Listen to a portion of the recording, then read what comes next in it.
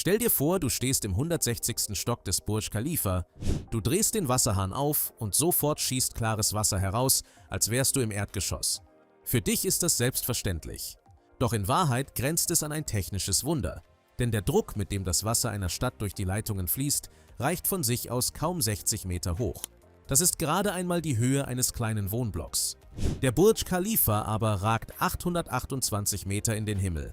Seit seiner Eröffnung im Jahr 2010 ist er das höchste Bauwerk, das Menschen je errichtet haben. Das Wasser muss also mehr als das Zehnfache dieser Strecke nach oben überwinden, gegen die volle Kraft der Schwerkraft. Und im Inneren des Turms können sich über 35.000 Menschen gleichzeitig aufhalten, die alle Wasser brauchen. Die meisten Menschen stellen sich vor, dass dafür einfach eine besonders starke Pumpe im Keller steht. Aber das wäre nicht nur falsch, es wäre sogar lebensgefährlich. Willkommen beim Kern der Dinge. Wir analysieren, warum eine einzige große Pumpe die Rohre des Wolkenkratzers zerfetzen würde. Wir klären, mit welchem genialen Treppentrick die Ingenieure die Schwerkraft überlisten. Wir entdecken, woher das Wasser in einer Stadt ohne Flüsse überhaupt kommt. Und wir sehen, warum dieser Turm sein Gießwasser am Ende einfach aus der Luft erntet. Wenn du die verborgene Technik hinter den größten Bauwerken der Welt verstehen willst, dann abonniere jetzt den Kanal. Um zu begreifen, warum eine einzelne Pumpe scheitert, müssen wir über den Wasserdruck sprechen. Wasser ist schwer. Je höher die Wassersäule in einem Rohr steht, desto stärker drückt ihr eigenes Gewicht nach unten. Mit jeweils 10 Metern Höhe steigt dieser Druck um etwa 1 bar an, also ungefähr um den Druck in einem Autoreifen. Würde man das Wasser in einem einzigen Rohr bis ganz nach oben drücken, müsste der Druck im Keller bei rund 80 bar liegen. Das ist ein Vielfaches dessen, was normale Rohre, Ventile und Armaturen aushalten. Eine gewöhnliche Hausleitung ist oft nur für rund 10 bar ausgelegt. 80 bar dagegen sind mehr Druck, als in der Pressluftflasche eines Tauchers steckt. Eine Leitung unter diesem Druck würde irgendwann platzen wie ein überfüllter Luftballon. Und ein einziges geplatztes Rohr in dieser Höhe könnte halbe Stockwerke unter Wasser setzen. Das Wasser nach oben zu bekommen, ist also nicht das eigentliche Problem. Das Problem ist, den brutalen Druck zu bändigen, der dabei entsteht. Theoretisch könnte man eine gewaltige Hochdruckpumpe bauen, die das Wasser in einem Rutsch ganz nach oben schießt. Doch das wäre aus mehreren Gründen ein Albtraum. Eine solche Pumpe würde nicht nur die Leitungen sprengen. Sie wäre auch ein einziger, riesiger Schwachpunkt. Fällt diese eine Pumpe aus, hätte das gesamte Gebäude auf einen Schlag kein Wasser mehr. Vom Kind, das sich die Hände wäscht, bis zur Sprinkleranlage, die im Brandfall Leben rettet. Die Ingenieure des Burj Khalifa wählten deshalb einen völlig anderen Weg. Statt das Wasser mit roher Gewalt in einem einzigen Sprung nach oben zu zwingen, teilten sie den riesigen Turm in viele kleine, beherrschbare Abschnitte auf. Und diese Abschnitte bringen noch einen zweiten Vorteil, an den kaum jemand denkt. Die Zwischentanks sind zugleich ein Sicherheitsnetz. Fällt eine Pumpe aus, versorgt der bereits gefüllte Tank die Wohnungen darunter noch eine ganze Weile weiter. Dieses geniale Prinzip nennt man Druckzonen. Stell es dir vor wie eine Bergwanderung, die in Etappen verläuft. Niemand klettert den ganzen Berg in einem einzigen Atemzug, man rastet an Zwischenstationen. Genau das macht das Wasser im Burj Khalifa.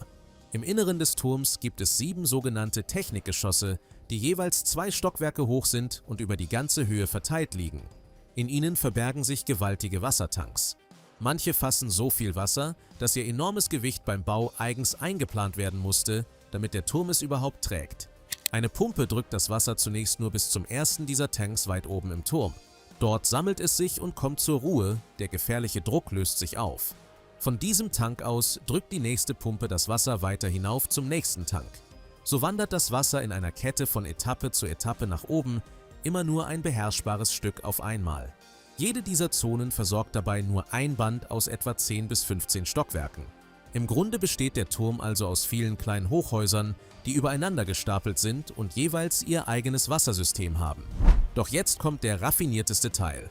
Innerhalb jeder Zone fließt das Wasser von seinem hochgelegenen Tank nicht etwa nach oben, sondern nach unten zu den Wohnungen. Es nutzt also die Schwerkraft, die vorher der Feind war, plötzlich als Verbündeten. Aber auch das birgt eine Gefahr. Eine Wohnung direkt unter dem Tank bekäme nur sanften Druck. Eine Wohnung viele Stockwerke tiefer in derselben Zone würde dagegen von einem brutalen Strahl getroffen. Damit das nicht passiert, sitzen in den Leitungen sogenannte Druckminderer. Diese Ventile drosseln den Wasserdruck genau so weit, dass aus jedem Hahn im ganzen Turm ein gleichmäßiger, angenehmer Strahl kommt. Egal, ob du im 5. oder im 150. Stock stehst. Dasselbe Grundprinzip steckt in jedem Wolkenkratzer der Welt, im Burj Khalifa wird es nur auf die äußerste Spitze getrieben. Hinter all dem steckt eine Maschinerie von gewaltigem Ausmaß. Insgesamt arbeiten im Turm mehrere große Pumpengruppen, die das Wasser anheben und auf Druck halten. Sie sind über ein Rohrnetz von rund 100 Kilometern Länge miteinander verbunden, versteckt in den Wänden und Schächten. Das ist länger als so manche Stadtautobahn. Es gehört zu den höchstgelegenen Pumpsystemen, die je in einem Gebäude verbaut wurden.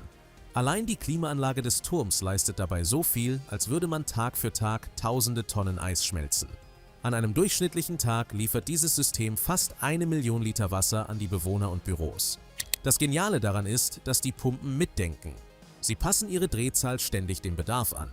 Morgens, wenn überall geduscht wird, schießen pro Sekunde viele Liter zugleich durch die Steigleitungen nach oben und die Pumpen laufen auf Hochtouren. Nachts, wenn der Turm schläft, drosseln sie sich von selbst und sparen enorme Mengen Energie. Reißt irgendwo doch eine Leitung, lässt sich eine einzelne Zone abriegeln, ohne dass der ganze Turm trocken fällt. Doch woher kommt dieses viele Wasser überhaupt? Hier liegt der vielleicht überraschendste Teil der Geschichte.